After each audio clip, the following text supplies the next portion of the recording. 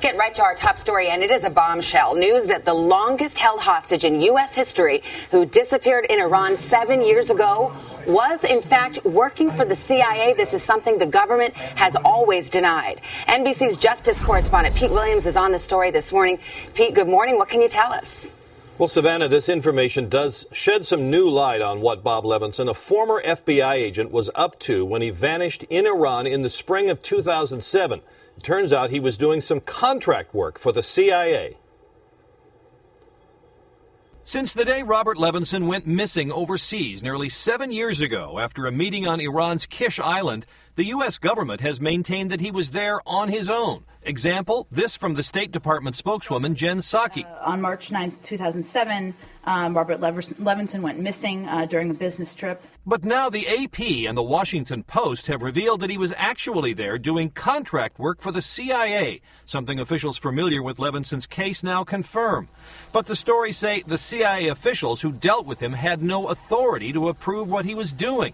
And they say 10 agency employees have since been disciplined. The only known traces of Levinson surfaced 2 years ago when family members released still photos and a video they'd been sent in which he pleaded for help. I am not in very good health. I am running very quickly out of diabetes medicine. Iranian officials have steadfastly denied knowing anything about him. Is he alive? I should ask this question. I don't know. We don't know. How can we know that? But now with a new, more moderate president in Iran, U.S. officials say they had hopes of getting more cooperation in finding Levinson. They say they strongly urged the AP against running a story now about Levinson's work for the CIA out of concern for his well-being. But in a statement, the AP said while it has been impossible to judge whether publication would put him at risk, the importance of the story about CIA mistakes justifies publication. Levinson's family expressed no objection to the AP and Post story, saying instead, quote, the U.S. government has failed to make saving this good man's life the priority it should be. It is time, the family says, for the U.S. government to step up and take care of one of its own.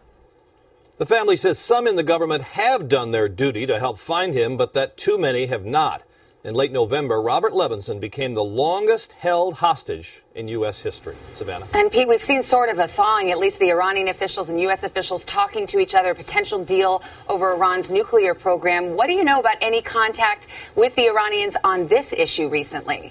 Well, over these years, the FBI and other government officials have made repeated trips to Geneva to meet with the Swiss, who've been acting as intermediaries, and there has been some contact with the Iranians directly. But one of the complications here is the U.S. has never been able to establish for certain where he is and who is holding him. All right, Pete Williams with the latest on this story. Pete, thank you very much.